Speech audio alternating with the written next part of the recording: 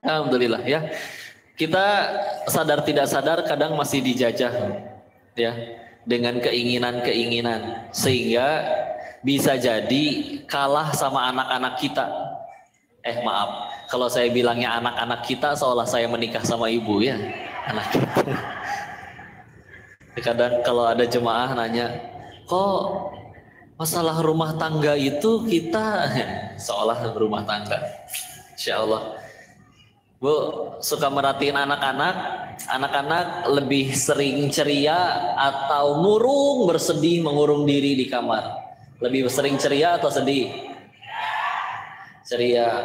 Padahal kalau dipikir uangnya kita sama uangnya anak-anak banyakkan uang orang dewasa atau anak-anak?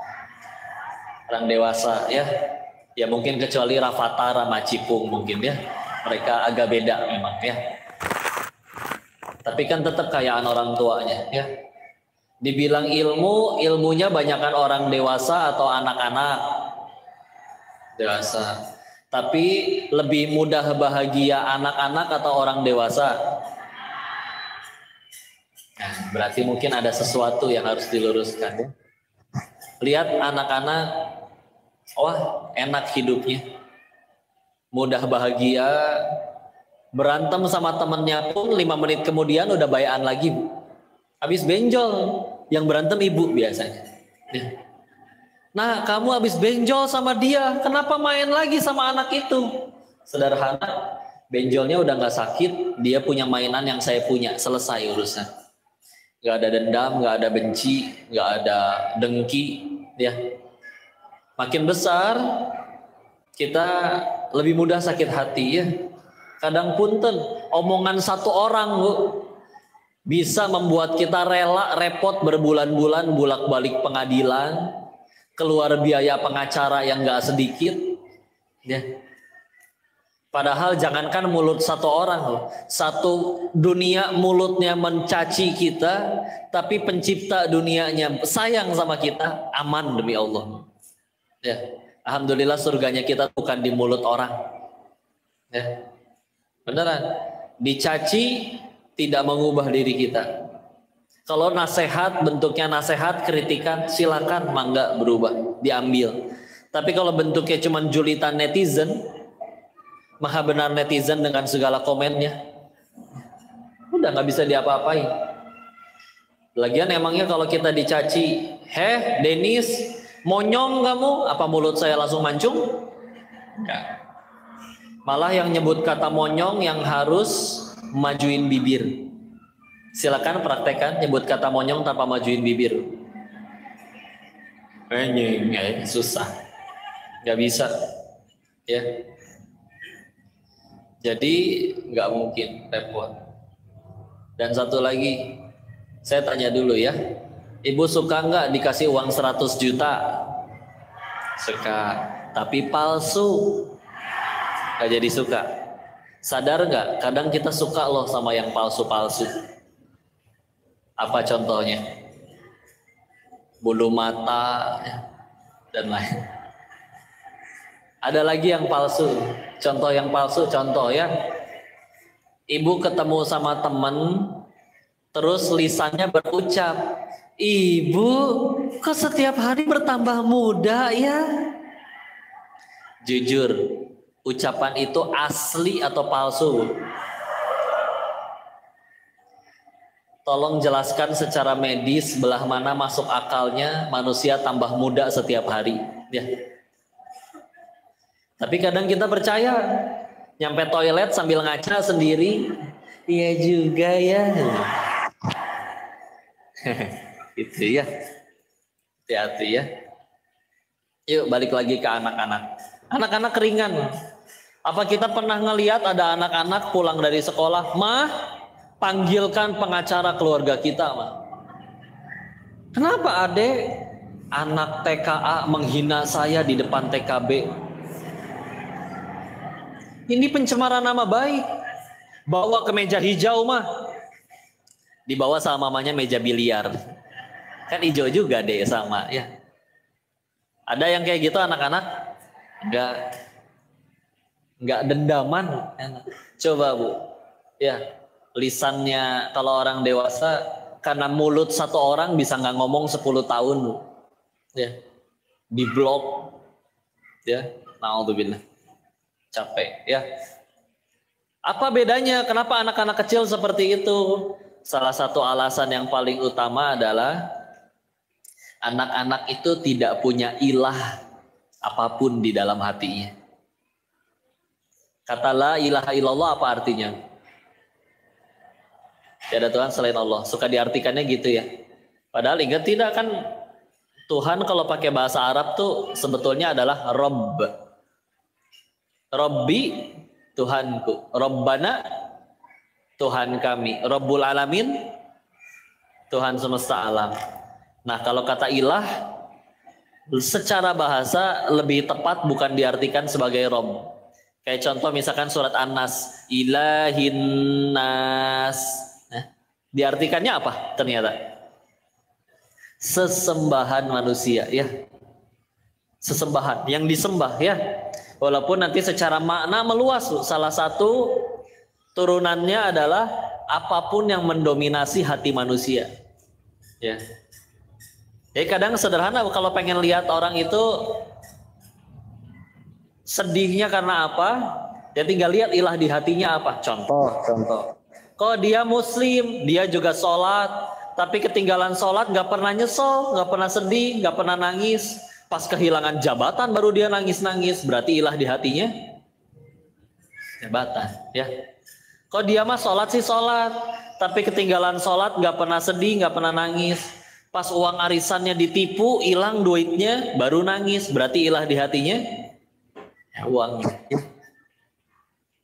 Sederhana, ya. Sok lihat kira orang-orang soleh terdahulu, ya. Nabi, para sahabat, kapan mereka marah? Apakah ketika dirinya dihina? Enggak, karena ilahnya bukan penilaian makhluk. Baru marah tuh satu, ketika Allah dan Rasulnya dihina, baru ngambek mereka. Dari mereka mau diomong kayak gimana? Mangga, silakan. Ya, alhamdulillah masuk surga nggak dari mulut orang. Ya. Dan apakah mereka pernah sedih? Sedih, tapi bukan ketika dicaci, dihujat orang. Sedih mereka cuman ketika diri ini tidak lebih taat daripada kemarin. Ya Allah, kemarin kok bisa tahajud? Kenapa sekarang nggak bisa bangun? Ya Allah, pasti ada dosa. Sedih. Bisa nangis gara-gara nggak tahajud. Ya, udah sedih dan marahnya karena itu. Ya. Nah anak-anak, walaupun dia juga belum ngerti, ya, apalagi yang masih kecil banget, apa Tuhan itu, ya, apa sih Allah, siapa Allah, gitu, belum paham mereka, ya.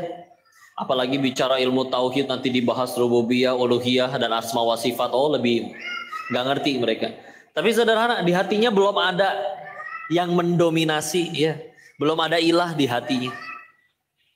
Kalau kita makin gede, mulai ngerasain, iya ya rasanya punya duit teh gini enak. Gini ya rasanya punya jabatan teh enak, diperlakukan spesial. Enak ya saya ternyata viral teh begini rasanya enak.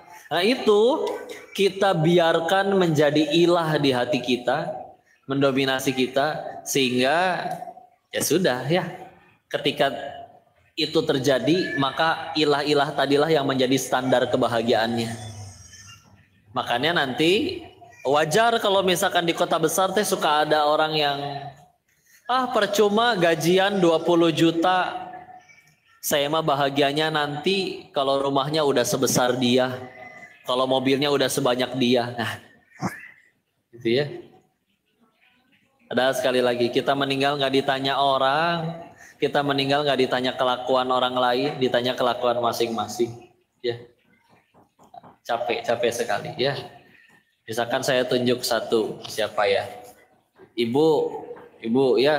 Ibu misalkan saya kasih uang 500.000, seneng nggak Ibu? Senang. Tapi setelah terima 500.000, Ibu melihat sekeliling. Loh, ternyata saya doang yang 500.000, yang lain dikasih 1 juta. Senangnya hilang nggak? Yang lain 1 juta, Ibu sendirian yang 500.000. Bertanya nggak? Kok yang lain? Nah, gitu ya. Padahal sekali lagi kita meninggal nggak ditanya hartanya orang, kita nggak meninggal, udahlah, ya. Jadi gitu, ya. Jadi ternyata kerennya Islam itu tidak hanya melepaskan manusia dari perbudakan secara nyata. Dulu manusia diperjualbelikan, bisa diperbudak, ya. Tapi juga sekarang Islam juga bisa melepaskan manusia dari diperbudaknya dirinya oleh keinginan-keinginannya sendiri, ya. Sehingga harusnya kita yang bisa bahagia kapanpun, dimanapun. Jadi tidak mau bahagia hanya karena ya masih jadi budak soalnya. Ya. Kemarin saya omset 17 miliar, kenapa bulan ini cuma 10 miliar? Saya menderita. Nah, ada yang kayak begitu. Ya. Padahal di luar sana ada yang berharap, ya Allah dapat gaji UMR udah alhamdulillah banget. Ya. Jangan mau diperbudak, ya. Asli.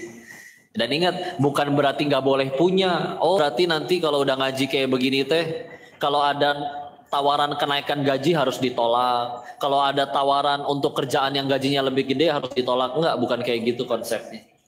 Tapi adalah, ya sudahlah. Mensyukuri apa yang ada. Kan buka, ingat ya, aslinya bukan bahagia yang mendatangkan syukur, tapi syukurlah yang mendatangkan kebahagiaan. Sepakat? Ulangi, bukan bahagia yang mendatangkan syukur, tapi syukurlah yang mendatangkan kebahagiaan. Sok pertanyaannya gini, Bu. Bunuh diri dosa nggak? Dosa. Kata orang yang bunuh dirinya gini, kan takdir, kan mati itu takdir. Kok bunuh diri dosa? Gimana jawabnya? Ya. Padahal kita tahu ya. Iya betul sih, mati takdir. Yang pengen mati kata Allah nggak mati juga ada yang udah tiduran di rel kereta sampai lewat itu keretanya masih nggak mati juga, karena ternyata salah rel ya, keretanya lewat di sebelahnya. Ya kata Allah nggak boleh mati dulu ya. Dan ada orang yang kisah lain. Ada orang kecebur ke sumur ceritanya. Lalu minta tolong, ada yang nurunin timba, naiklah dia ke atas. Biar tenang ya, sok udah minum dulu, ada susu, dikasih susu, minum susu dia. Beres minum susu udah tenang, ditanya kan, Bapak kenapa jatuh? Akhirnya cerita, nggak tahu ya. Tadi saya cuma berdiri di sini nih pinggir sumur, terus ceplung jatuh lagi dia kepleset. Jatuh ya. Tapi jatuh yang kedua mati.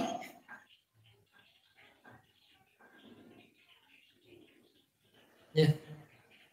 Maka kata guru kami waktu itu, dari kejadian tersebut lihat ya, orang tersebut masih punya rezeki 1 gelas susu lagi. Makanya udah nyampe tempat matinya pun belum boleh mati sebelum semua rezekinya diterima. Naik lagi tuh. Setelah rezekinya dia terima semua, baru dia boleh mati, baru mati lagi. Ya. Cuman kan kadang yang bikin kita stres, depresi salah satunya, salah satunya masalah rezeki. Tapi balik lagi dulu ke yang tadi ya. Bunuh diri tadi sudah sepakat dosa. Tapi ketika ditanya, kan mati takdir, kenapa bunuh diri dosa?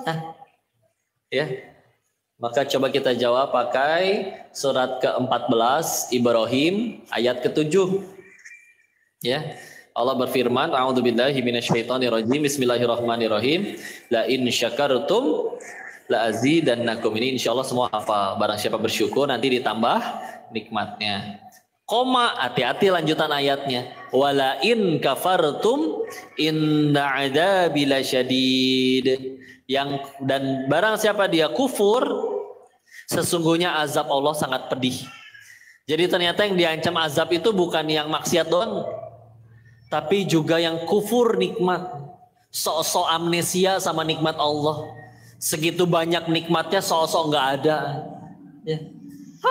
Mendingan abang matiin aku aja kalau nggak dibeliin tas baru. Badan sehat, yang lain sehat. Misal ini mah misal. Punten ya, karena referensinya kadang saya ambil dari film-film azab Indosiar ya. Ada aja kan yang kayak gitu kan di film azab makan ya. Sekarang saya tanya, orang bunuh diri biasanya karena apa? Stres, depresi, frustasi, apapun sebutannya ya, putus asa. Pertanyaan selanjutnya, jawab jujur. Di luar sana ada nggak orang yang masalah hidupnya jauh lebih berat daripada si yang bunuh diri tadi? Tuh, banyak malah jawabannya, nggak cuma ada, banyak katanya. Ya. Tapi kok bisa-bisanya dia yang masalah hidupnya lebih berat, lebih move on, bahkan bisa lebih ceria, bahkan tetap jadi manfaat, jadi kebaikan bagi orang lain. Punten ya, masalah bisa nyampe kepada kita, siapa yang memberikan izin? Allah. Gak ada terjadi suatu hal apapun melainkan pasti atas izin Allah. Kalau memang berarti Allah yang salah, harusnya gak ada satupun manusia yang kuat ngadepin masalahnya. Karena kan salah yang bagiin soal. Ya. Tapi ternyata lihat ya, ada yang justru malah tambah baik sama masalahnya. Tambah berkualitas akhlaknya, pribadinya justru karena masalahnya. Punten ya. Apa Nabi jadi manusia yang paling mulia akhlaknya karena Nabi menjadi manusia yang paling mulia akhlaknya? Apa karena ikut seminar Mario Teguh? Enggak. Kalau mau jujur, karena masalah beliau juga lebih berat daripada kita. Ya. Jadi ketika orang punten pisan ya, yang bunuh diri tadi kita udah jawab, di luar sana pasti ada masalah yang lebih berat. Dan si orang yang bunuh diri jawab, dia pernah Allah berikan nikmat atau tidak?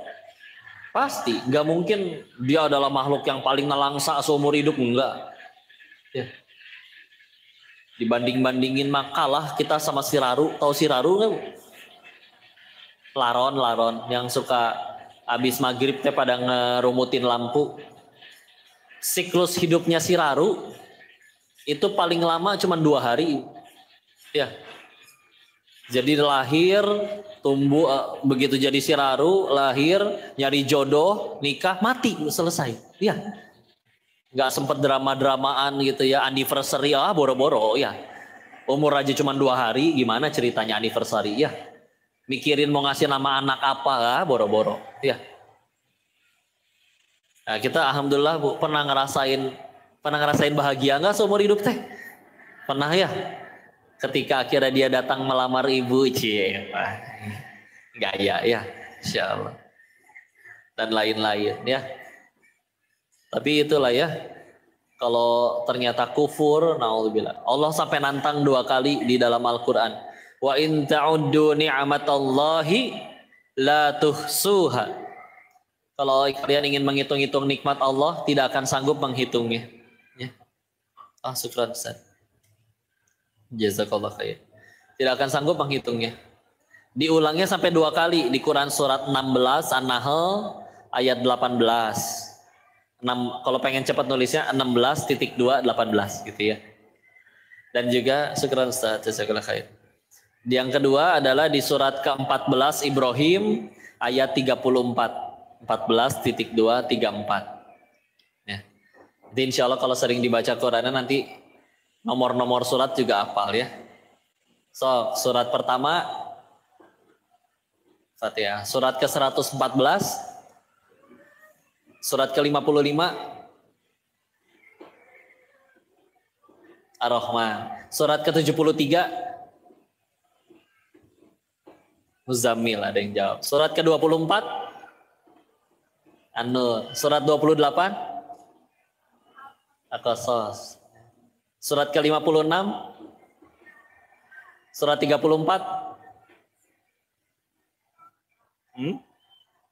Sabar. 37 As-Saffat. 48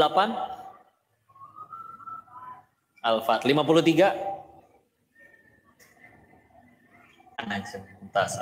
Ya, bagus. Ada yang jawab setidaknya. Alhamdulillah. Ya. Balik lagi. Ya. Allah tantang sampai 2 kali di dalam Al-Quran. Kalau kalian pengen ngitung nikmat Allah nggak akan sanggup. Bahkan di Quran surat ke-18 Al-Kahfi ayat 109 ya, kedua sebelum habis. Ya. Di situ sampai ditantangkan kalau samudra dijadikan tinta untuk menulis kalimat-kalimat Allah, segalanya dituliskan, kebaikannya, keutamaan, kemuliaannya, maka sampai kering samudra tersebut, bahkan jika ditambahkan samudra dengan jumlah yang sama lagi, masih belum cukup untuk menuliskan tentang Allah. Ya. Tapi kalau memang sudah fokusnya pada yang tidak ada, ini dia yang repot ya. Ingat cerita tentang ini, ada raja memantau rakyatnya dari balkon istana. Ngelihat, ya Allah, para petani bisa bahagia, ceria setiap hari ya. Kata penasehatnya dicek, raja mau lihat nggak? Dia bisa jadi sedih loh dalam sehari. Ah, kok bisa? Gimana ceritanya? Kasih ya, kasihkan saja satu kotak, satu peti emas, kepingan emas, dituliskan hadiah 100 keping emas dari raja. Tapi jangan diisi 100, isinya 99 aja. Hah, kok dikasih emas malah marah dia, malah sedih? Iya, cobain gerak. Kasih, seneng, wah 100 keping emas dari raja. Dibuka di rumahnya, dihitungin satu-satu. Kok cuma 99? Mana ya satu lagi? Dicari, disusurin jalan sepanjang jalan ke sawah, ke istana. Tiap orang ditanyain, Pak lihat emas nggak jatuh? Mas Yanto, bukan Pak, emas kepingan maksudnya. Ya, nggak ketemu. Besoknya berangkat ke sawah, bertani, biasanya ceria, hari ini murung. Raja merhatiin, iya juga, kenapa malah murung? Kemarin nggak punya emas, hari ini punya 99 keping emas, dia murung.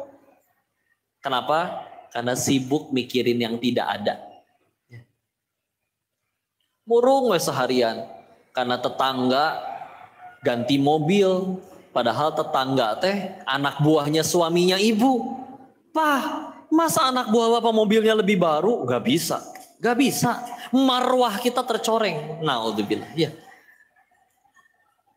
Oh yang ini dia masih bagus, gak bisa Pak, gak bisa. Apanya yang gak bisa? Ya. Capek tidak?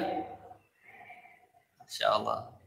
Sampai ingat ya, dulu disebutkan, sok tanya gerak ke anak-anak SD ya. Kebutuhan manusia katanya ada berapa? 3, sandang, pangan, papan. Atau primer, sekunder. Nyadar nggak ada kebutuhan yang keempat? Apa itu? Kebutuhan ingin diakui orang lain. Apa buktinya kok? Lihat kaki ibu ada berapa? 2 ya. Berarti butuh alas kaki berapa? 2. Kenapa ada yang punya 50 pasang? Nanti ada yang jawab, kok kan belinya halal, rezekinya halal, nggak nyuri, nggak nipu, nggak ngutang, halal. Emang nggak boleh? Boleh, nggak ada yang bilang nggak boleh. Tapi kalau niat belinya buat diakuin makhluk, nanti capek. Ya. Boleh beli ya, namanya pengen naik gunung masa ya pakai sendal jepit ya. Harus beli sepatunya yang memang khusus, lebih kuat, lebih tebal dan wajar harganya lebih mahal. Boleh, silakan. Coba naik gunung pakai sendal hotel Bu, susah Bu ya. Susah ya. Jadi silakan boleh. Tapi itu dia repot ya. Contoh, calon mertua kamu tuh lagi ada di masjid apa? Wah harus tampil terbaik, pakai sepatunya yang terbaru. Ya, saking barunya kok berasa sempit. Oh plastik yang ganjel di dalamnya belum dikeluarin. Ya, pakai sebagus-bagusnya sepatu, tetap pasti parkir di luar. Gak mungkin dipakai nginjek karpet masjid ke dalam. Ya. Cuman kalau pakai sepatu baru sama sandal bolong beda. Ya. Kira-kira sholatnya pengen di paling depan atau dekat pintu? Jadi kalau pas ruku si ada ya. Pulang hujan, tanah, becek, sepatu putih, tetap dipakai kotor-kotoran atau dijinjing. Sepatu yang fungsinya mencegah kita dari kacugak. Tahu kacugak nggak? Ketusuk duri ya. Mendingan kacugak daripada sepatunya kotor. Karena sampai dikasih tahu, kalau pengen tahu harga tas ibu-ibu tuh gampang katanya, tungguin pas hujan ya. Kalau nanti tasnya dipakai nutupin kepalanya berarti tasnya jangan murah lah Bu, ekonomis gitu ya, lebih sopan sedikit ya. Kan ekonomisnya orang beda-beda ya nggak? Ekonomis. Kalau ternyata tasnya, kalau kepalanya dipakai nutupin tasnya, berarti mungkin bukan tasnya mahal ya, cuman kepalanya lebih murah aja daripada tasnya ya. Nah yang gitu ya. Apalagi jam tangan. Apa fungsinya jam tangan? Ngelihat waktu. Kalau berarti ngelihat waktu doang, jam dinding bisa ya? Kan nggak mungkin dipakai di tangan. Oke, jam tangan yang di pasar-pasar, meskipun gambarnya Dora gitu ya, yang 50 ribuan, 35 ribu, bisa ya? Bisa. Ya. Tapi kenapa ada yang beli jam tangan 5 miliar? Ada ya. Ibu tahu nggak ada jam tangan 5 miliar? Beneran ada loh Bu. Dan ada yang beli lagi. Ya. Insya Allah. Ibu ada merek jam tangan kayak Rolex misal. Itu semurah-murahnya Rolex tuh 80 juta Bu. Jam tangan ya teteh. Nggak, anehnya gini. Kalau kita beli mobil mahal sama beli mobil murah, biasanya jelas mobil mahal larinya lebih cepat daripada yang murah. Coba kalau jam tangan. Emang jam tangan mahal muternya lebih cepat daripada yang murah? Mungkin ya. Mungkin juga ya. Pak, jam tangan Bapak tuh 5 miliar, apa kelebihannya kok? Nih, lihat kok. 1 jamnya setara 5 menit. Atau rusak berarti Pak. Ya, tetap ya dipakai. Kalau jamnya bagus teh tangannya suka berat tuh, nggak bisa taruh di bawah, mesti ditaruh di meja gitu. Kayak gitu. Jadi agak tengkleng gimana gitu. Ya. Kayak gitu ya. Laki-laki kalau udah fitness coba, kalau udah nge-gym, pasti suka baju yang ketat-ketat betul. Paling senang kalau ditanya toilet di mana. Toilet di mana?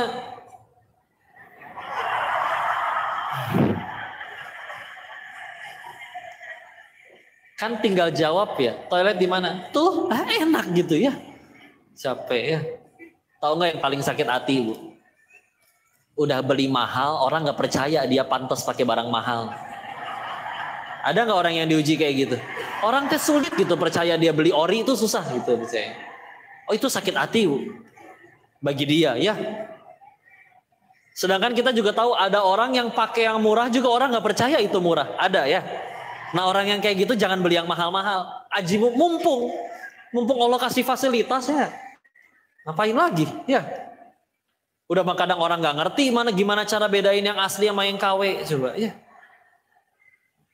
Waktu masih tinggal di Thailand ya memang di sana orang sebagian ngelihat dari penampilan ya. Jadi ada teman yang memang ujiannya kayak gitu, nggak percaya kalau dia beli barang mahal teh, nggak masuk gitu mukanya ya. Terus dia beli jam beneran mahal untuk menanggulangi, mencegah preventif ya. Dia dicaci sama orang lain. Maka bon pembelian jam tangannya ikut kemana aja dia pergi itu, dikantongin. Ganti celana bonnya ikut tuh. Ya, sampai burem gitu ya. Ya, tapi tetap aja maha benar netizen dengan segala komennya ya. Bonnya siapa kamu bawa-bawa? Ah. Capek tidak? Capek Bu, Masya Allah. Ya. Jangan capek beneran. Ya. Ilah itu luar biasa. Udah mah kadang juga asli Bu bicara tentang rezeki ya. Dan tadi ingat tidak rezeki manusia ada 3 saja. 1 yang dimakan jadi kotoran. 2 yang dikenakan lalu menjadi usang. 3 yang diinfakkan di jalan Allah.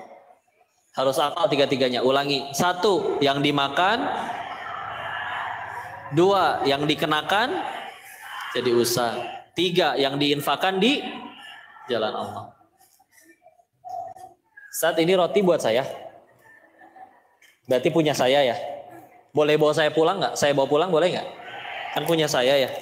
Ternyata di jalan teh jatuh, dimakanin semut atau digondol kucing misalkan ya. Berarti saya cuma disuruh Allah nganterin rezeki ini kepada hamba Allah yang lain. Betul? Sebelum lewat sini belum jadi rezeki saya Bu, asli beneran ya. Tapi kadang demi 5 senti ini ya, manusia luar biasa.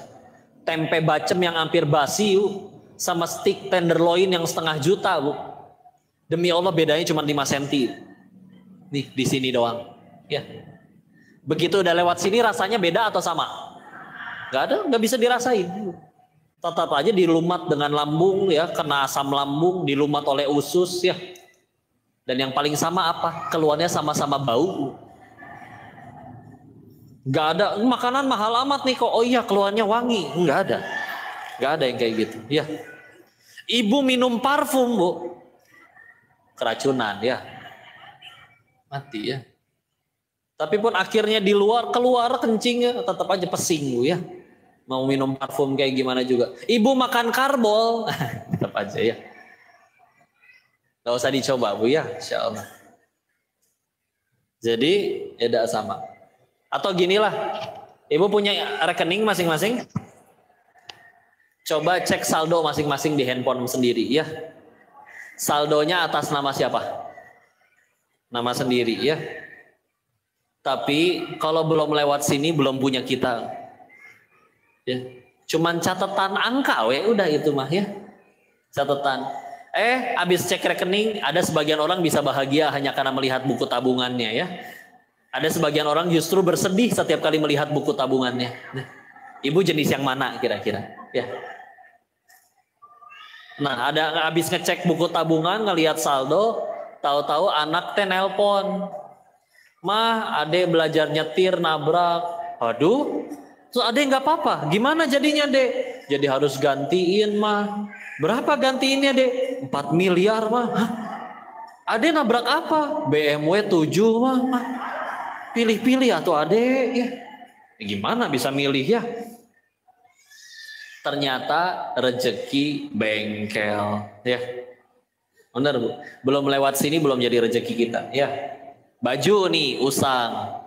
Ibu misalkan ngelihat ada gamis lucu ya di mall. Yang kayak gini-gini biasanya suka ke bawah sholat, Bu ya.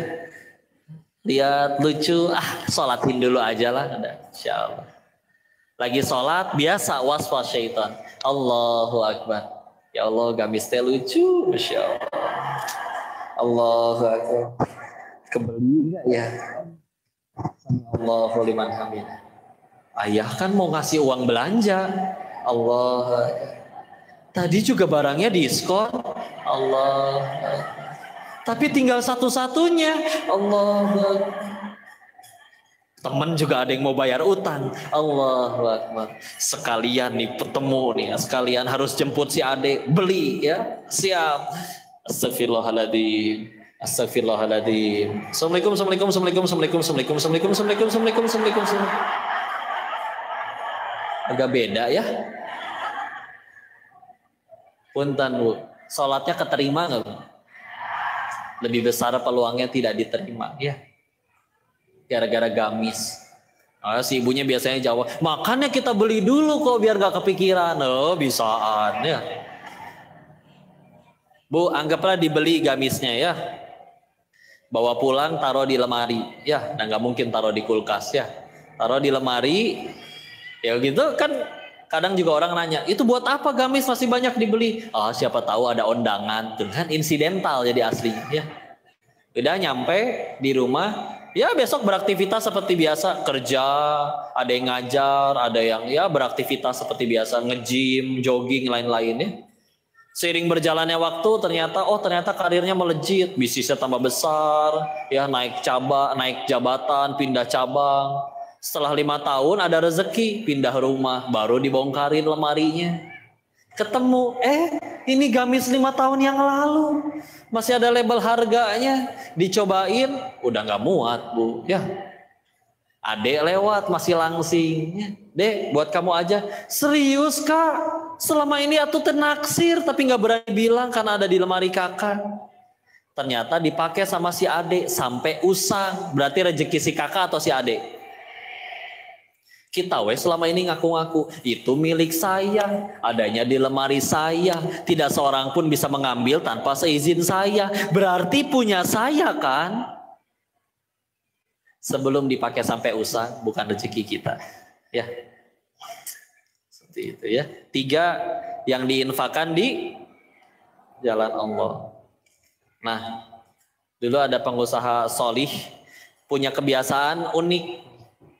Setiap hari uang jualannya disisain buat modal besok, sisanya disedekahin.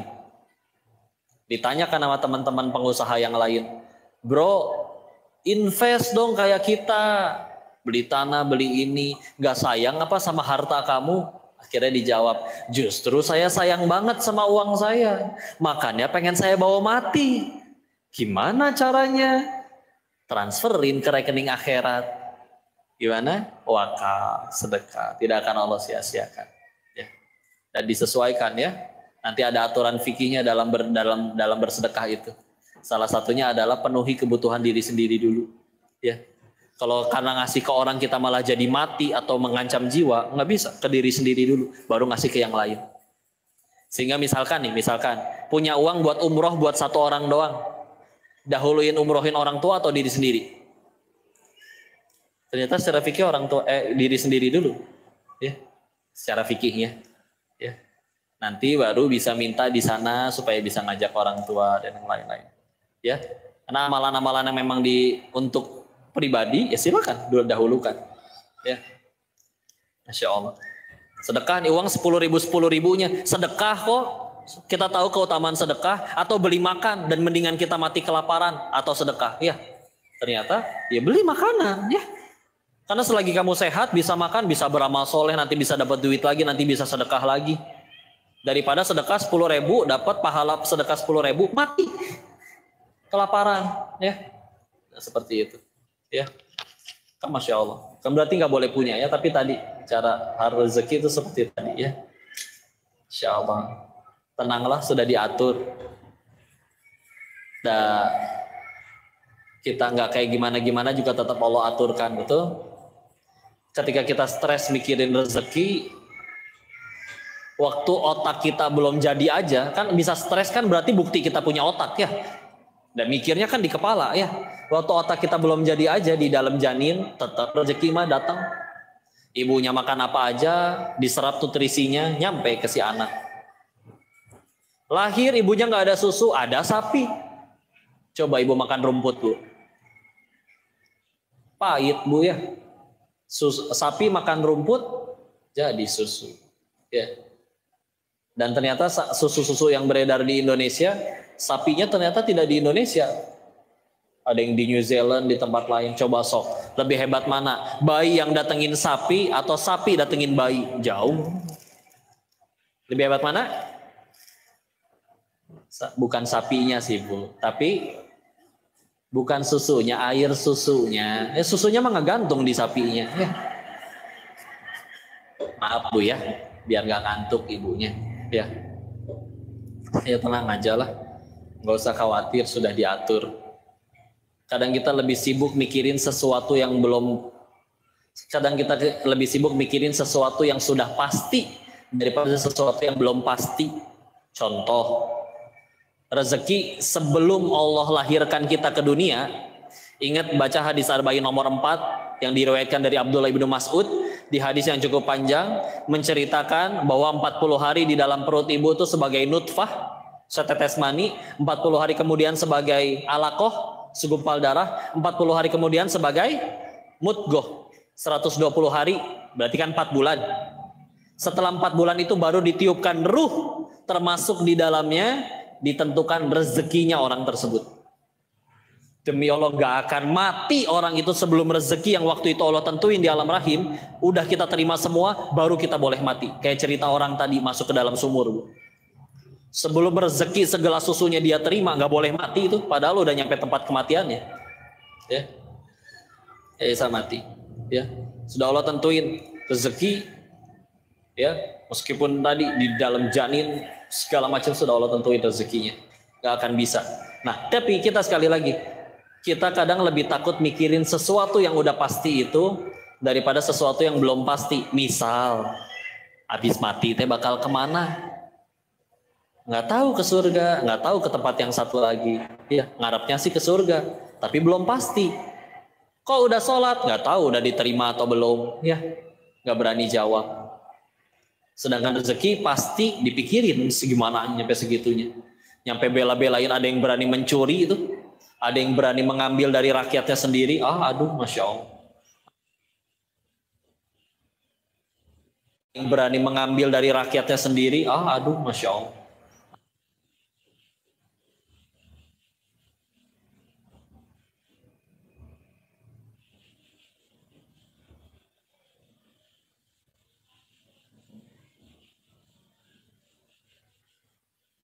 Jadi nggak bisa mundur lagi. Mau gimana? Hah, ada kerutan, saya tidak terima. Pakai insulasi ban gitu ditarik? Nggak mungkin juga, ya. Nggak perlu capek menjelaskan. Ih, si Koko mah dulu ibu waktu masih muda pakai seragam SMA lucu tahu? Iya lucu. Ibu pengen tambah lucu, ibu pakai lagi seragam SMA ibu sekarang di sini, ya. Bu,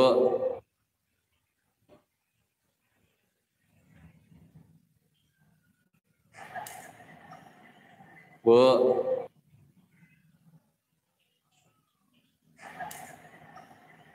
bu,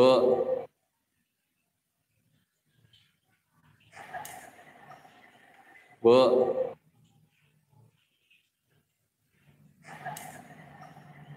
bu,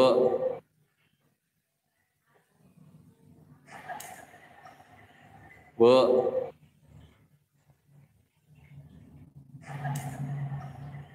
bu,